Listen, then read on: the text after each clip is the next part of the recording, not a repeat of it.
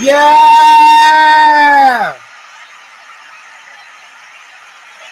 Get in here! Oh my gosh, thank you guys for tuning in with me to a new audio episode. My name is Adon, and I am the host for this episode. Thank you guys so much. I know you. You watch together with you. Thank you guys so much for being here today. As you can see, I got a new topic. We talking Russia.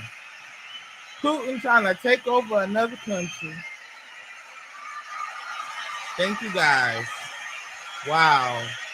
Thank you guys so much for being here with me today. We have a new audio episode because I need 4,000 hours of watch time. So thank you guys for being here with me today. Hey, my name is Zaydan. I am the host for this episode. And as you guys can see, we're talking Putin losing the war. Now, if you guys are not updated on your information in the world, you probably need to just sit down and watch the news so you can figure out what the fuck is going on in the world. Because some people are just clueless and don't know exactly what's going on.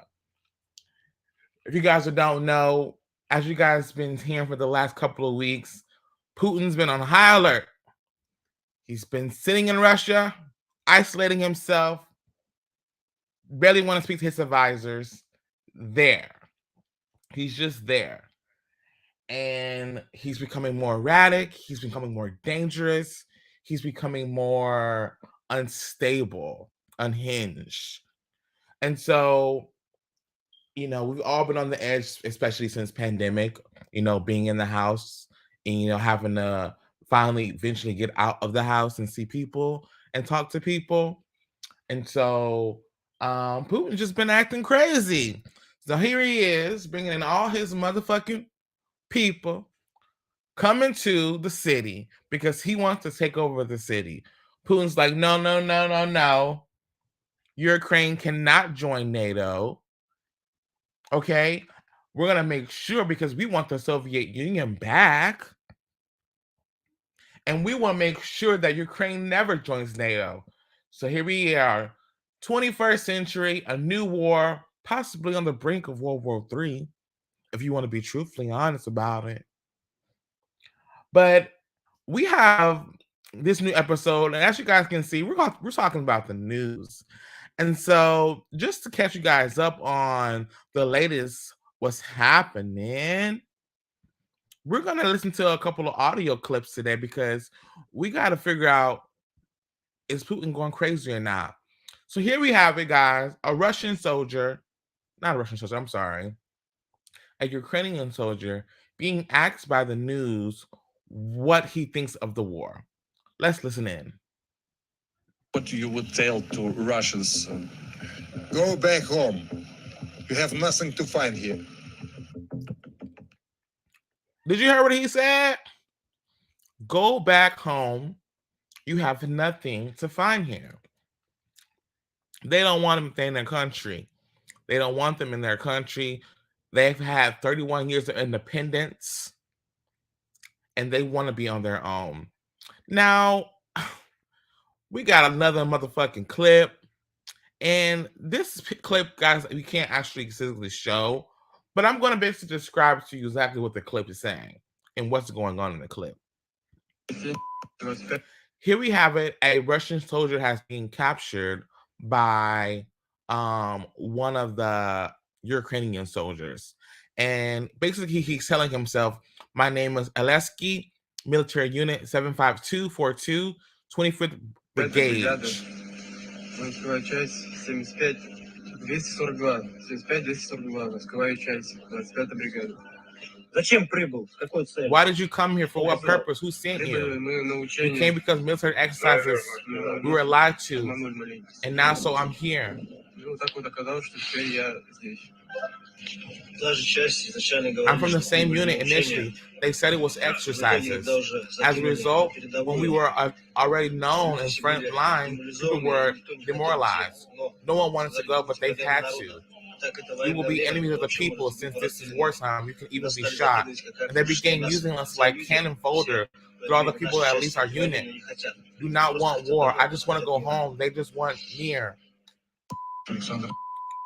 Here's another man. He's talking. Same unit. 25 brigade driver. We're here for exercises.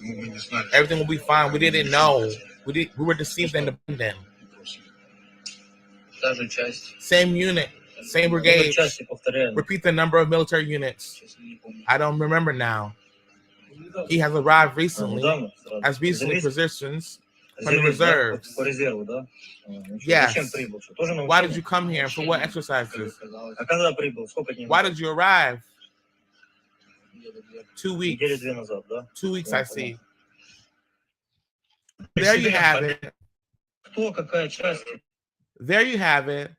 2 Russians basically hand-tied from the Ukrainians, basically saying that we're just here for military exercises. We don't want war. We don't want problems. We're just here to exercise from the military. So here we have it, guys. We're on the brink of war.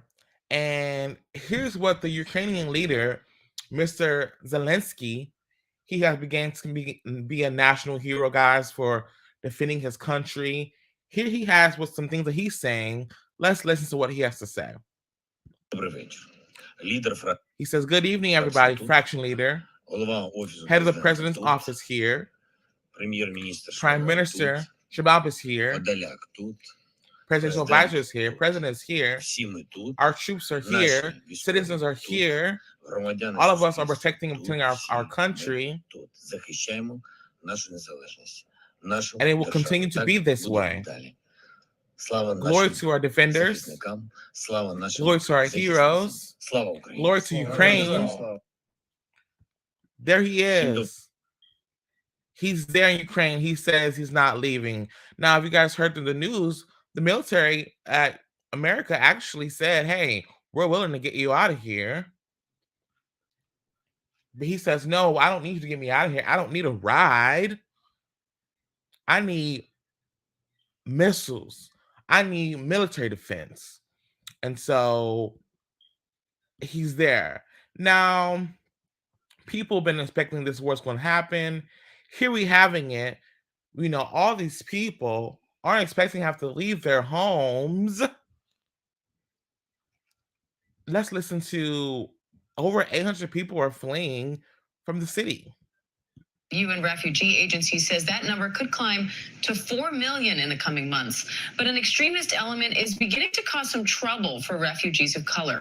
Marcus Moore joins us live from Przemysl, Poland, with a look at what's happening at the border. Marcus, thanks so much for being here. I know more than half of the refugees escaping Ukraine are being taken in by Poland. So how is Poland caring for all of these people?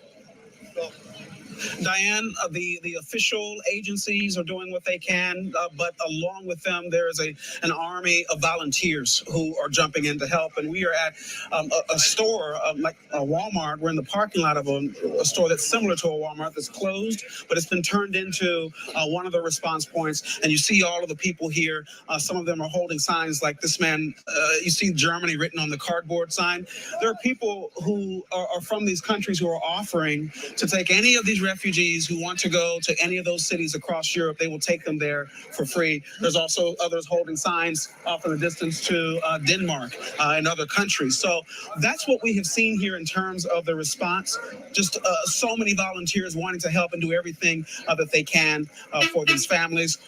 So it's been a lot of activity, a flurry of activity here, Diane, but certainly for these families who have been forced out of Ukraine because of war, real relief for them that they are in a safe place and they are going somewhere to protect their kids. And Marcus, hospitality across Europe has been applauded through this crisis, but we're also hearing that not all refugees are receiving that warm welcome. What can you tell us about that? We have actually met refugees, including one from the Congo, who told us just yesterday that he and others faced discrimination as they were trying to board trains in the Ukraine. They were held back. So they did talk about experiencing that. The UN Refugee Agency confirmed that there have been these cases, and they have condemned those incidents. And even last night, while we see all of these volunteers here, people every day, Poles who have jumped in to help, there does exist, as you mentioned before, an extremist element that even last night reportedly harassed and attacked some refugees who appear to be from Africa or people of color. So that has happened. But Diane, I have to tell you that the overwhelming majority of the people that we've seen here in Poland have been here to help and have welcomed these refugees with open arms. And this is a process that is continuing to grow, and every indication is that there will be even more families coming here, which means that the situation will only grow more dire. All right, Marcus. What the hell? You telling me the same people that's living in Ukraine who are black people are being turned away and discriminated against? Now, what goddamn sense does that make? What does that make? Hold on.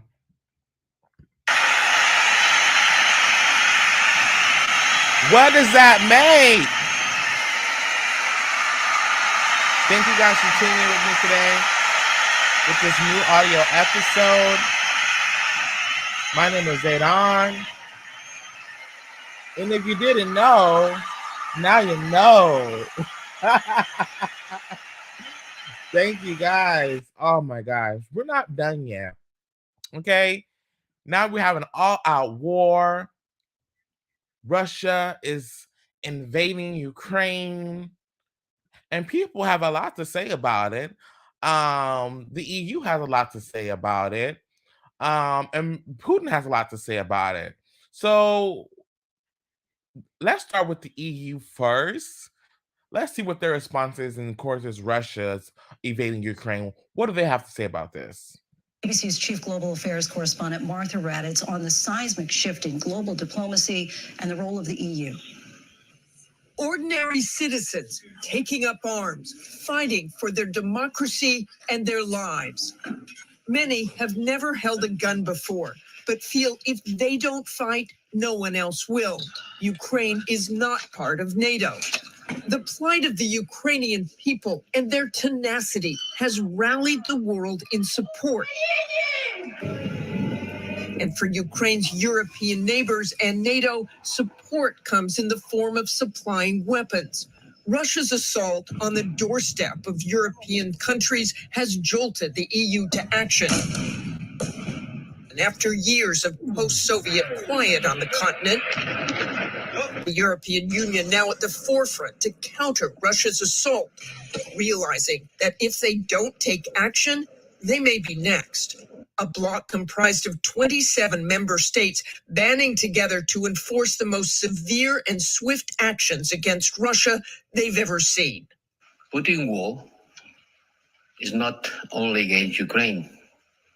We need to understand the gravity of the situation for us, for the European, and for the global security. The EU closing its airspace to Russia, banning Russian state media on its territory, even imposing sanctions on Belarus for supporting Russia.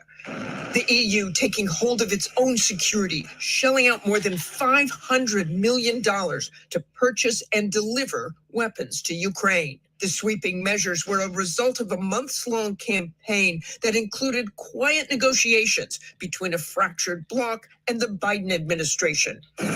In the months leading up to Russia's invasion, the Biden administration sharing unprecedented intelligence with Europe and warning them the time has come to get tough with Russia. Now the bloc's firm stance, prompting some states to even change long-held stances on war engagement. Germany reversing its policy not to export deadly weapons to conflict zones. Switzerland, remarkably breaking its decades-long neutrality to join EU sanctions, something they didn't even do during World War II. L'attaque de la Russie contre l'Ukraine. Russia's attack against Ukraine is unacceptable with regards to international law, unacceptable politically speaking, and unacceptable from a moral point of view.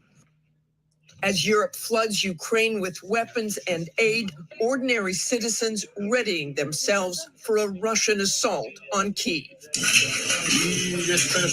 Everyone who can resist must do so. This is our home, and we must defend it. With no NATO troops expected to fight in Ukraine, will those weapons be enough?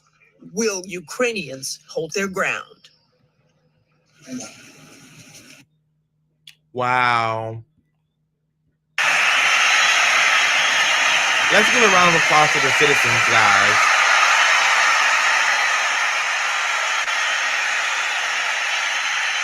There you have it. The citizens are like, we're going to fight for our country. We're going to make these Molotovs. We're going to stand. We will not let Russia invade us. We will fight for our country. We will fight for our home. They're fighting, guys. So let's just give them another applause. Wow. As you guys just heard, they're fighting for their country. They don't want this war. But at the end of the day, if Russia wants this, you got this. And so, you know, as America, as in being an American, the president has responded. Now, we don't know what he's gonna say, but we know he got wind of the war, and America always has to do the response first of being in the Western powers, because we do have the most money and the most capabilities of really nuclear war, but we don't want that. So let's give a round of applause to the President of the United States of America, Mr. Joe Biden. Thank you, guys. So let's see what the President of the United States has to say about Russia and this whole war. Security Council was meeting to stand up for Ukraine's sovereignty, to stave off invasion. Putin declared his war. Within moments, missile strikes began to fall on historic cities across Ukraine. Then came the air raids, followed by tanks and troops rolling in. We've been transparent with the world. We've shared declassified evidence about Russia's plans and cyber attacks and false pretexts so that there could be no confusion or cover-up about what Putin was doing. Putin is the aggressor. Putin chose this war, and now he and his country will bear the consequences. Today, I'm authorizing additional strong sanctions and new limitations on what can be exported to Russia. This is going to impose severe cost on the Russian economy, both immediately and over time. We have purposely designed these sanctions to maximize the long-term impact on Russia and to minimize the impact on the United States and our allies. I want to be clear, the United States is not doing this alone. For months, we've been building a coalition of partners representing well more than half the global economy. 27 members of the European Union, including France, Germany, Italy, as well as the United Kingdom, Canada, Japan, Australia, New Zealand, and many others, to amplify the joint impact of our response. I just spoke with the G7 leaders this morning, and we're in full and total agreement. We will limit Russia's ability to do business in dollars, euros, pounds, and yen to be part of the global economy. We'll limit their ability to do that. We're going to stunt the ability to finance and grow the Russian military. We're going to impose and we're going to impair their ability to compete in high-tech 21st century economy. We've already seen the impact of our actions on Russia's currency and the ruble, which early today hit its weakest level ever in history. The Russia stock market plunged today. The Russian government borrowing rate spiked by over 15%. In today's actions, we've now sanctioned Russian banks that together hold around $1 trillion in assets. We've cut off Russia's largest bank, a bank that holds more than 1/3 of Russia's banking assets by itself, cut it off from the U.S. financial system. And today, we're also blocking 4 more major banks. That means every asset they have in America will be frozen. This includes VTB, the second largest bank in Russia, which has $250 billion in assets. As promised, we're also adding the names to the list of Russian elites and their family members that we're sanctioning as well.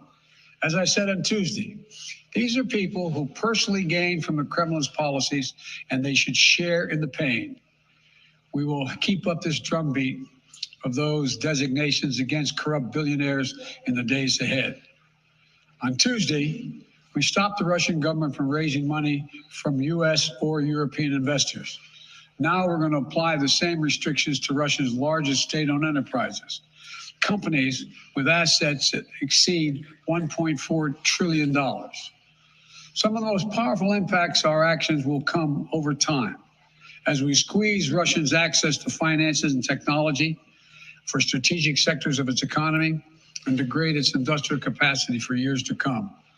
Between our actions and those of our allies and partners, we estimate that we'll cut off more than half of Russia's high-tech imports. It'll strike a blow to their ability to continue to modernize their military. It'll degrade their aerospace industry, including their space program. It'll hurt their ability to build ships, reducing their ability to compete economically. And it will be a major hit to Putin's long-term strategic ambitions. And we're preparing to do more. Wow. Wow. A round of applause for the President of the United States of America.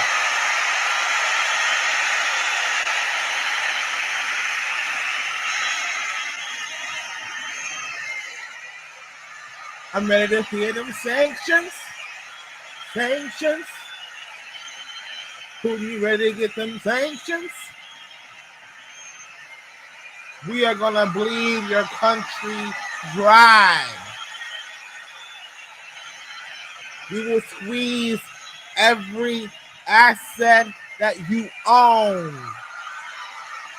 We will take everything that you value, Russia, because you wanted this war. You wanted this war. You wanted the people to feel sorry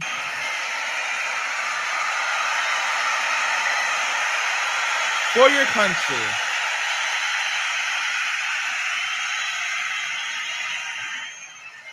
We don't feel bad for you, Russia.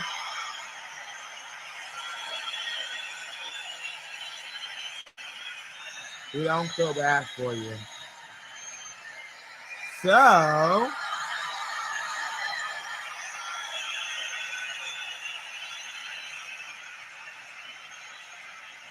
we're going to move on to our next clip. Thank you guys for tuning in with me in this new audio episode. So, you guys just heard the President of the United States of America saying we not going to stand for this. We are going to push back, and we are going to put those sanctions into place to where you can't compete in this new society of America. So now we have it, guys. NATO's gotten involved. NATO is countries that has, I think, over 100 something countries involved in NATO. What does NATO have to say about this, and what are they putting in? Because we just giving too much of our money to Russia. Y'all telling me y'all can give $1 billion to a war, but can't give African Americans in the United States restitution? What is it? Is it called restitution? Reparations. I'm sorry. reparations. Y'all can spend $1 million on motherfuckers, but can't even give people in this country, black people in this country, reparations. That's what I'm talking about. So, what does NATO have to say about all this? Their loved ones to defend their. What does NATO have to say about all this? Frontline nations in Eastern Europe after Russia's attack on Ukraine. Russian President Vladimir Putin declared war on Ukraine with heavy explosions. Things escalated because Russia didn't want Ukraine to become a part of NATO. Well, Russia surely can fight Ukraine, and in a previous video, we had compared the military size of Russia and Ukraine for you. But the question is, can Putin's army fight with NATO's military? There are 30 NATO member countries, including USA, Canada, and United Kingdom. NATO is a collective of nations. Its military derives from each active member. Here's a comparison of Russia and NATO's army. Russia's military stands at around 1.5 million armed force personnel, which is 5 times greater than that of Ukraine, which has 311,000 armed personnel. In front of NATO, the Russian army is dwarfed. Based on NATO estimates for 2021, the US contributes 1.4 million armed personnel. It is 41% of the 3.3 million total armed personnel in the alliance. The remaining 59% came from Canada and other European countries. Turkey is the second largest contributor to NATO. It provides 445,500 armed personnel to the alliance, followed by France with 208,000. The UK contributes about 156,200 armed personnel. Here are the NATO countries: Belgium, Canada, Denmark, France, Iceland, Italy, Luxembourg, Netherlands, Norway, Portugal, United Kingdom, United States, Greece, Turkey, Germany, Spain, Czech Republic, Hungary, Poland, Bulgaria, Estonia, Latvia, Lithuania, Romania, Slovakia, Slovenia, Albania, Croatia, Montenegro, and North Macedonia. Can NATO help Ukraine to fight Russia? The core principle of NATO's international military alliance is collective defense. It means if any member state is attacked by a third party, then every member state must step in to defend it. However, Ukraine is not a NATO member, so its forces will not be sent directly into Ukraine to fight Russia. Though defenses have been stepped up at bases in neighboring countries, and all NATO members would immediately be at war with Russia if Putin attacks one NATO nation. Wow!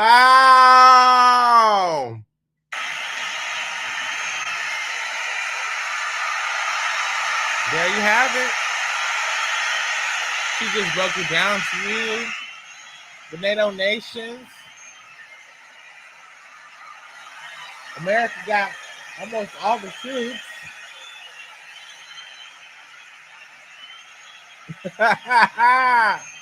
Wow, thank you guys for being with me today. This is a new audio episode. Putin losing war. Thank you guys. Make sure you guys like, comment, subscribe to my YouTube channel later on for more great content. Thank you guys so much. Listen, guys, we don't have that much time left. Okay, because we're going to end the episode early. So I want to thank you guys so much for tuning in with me with this episode. I love you guys. My album is coming out very soon, very shortly. I have one more studio session to do, and you guys will finally get to hear the last project the project that I'm putting out. Actually, 2 projects, but I'm putting out the first one in the summertime. So just know that these are also a brand new episode. It will restream. So make sure you guys rewatch the episode. Okay, tell a friend. Okay, put a comment on it. Put a like on it. Okay, because this episode will restream on all of my social media. Thank you guys so much for being with me here today. I appreciate you guys for being with me for this new audio episode. And remember, it ain't a gag review if I didn't know. So until next week, I holla. Bye.